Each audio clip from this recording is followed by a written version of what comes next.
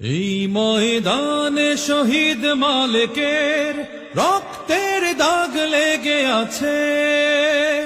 এই ময়দানে শহীদ মালিকের রক্তের দাগ লেগে আছে। যে দেখো আজ লক্ষ জনতা রক্তের ফোঁটা গোলাপ হয়েছে, পাপড়ি মেলেছে হেসে। শত শহীদের রক্তে সিক্ত আমার বাংলাদেশে।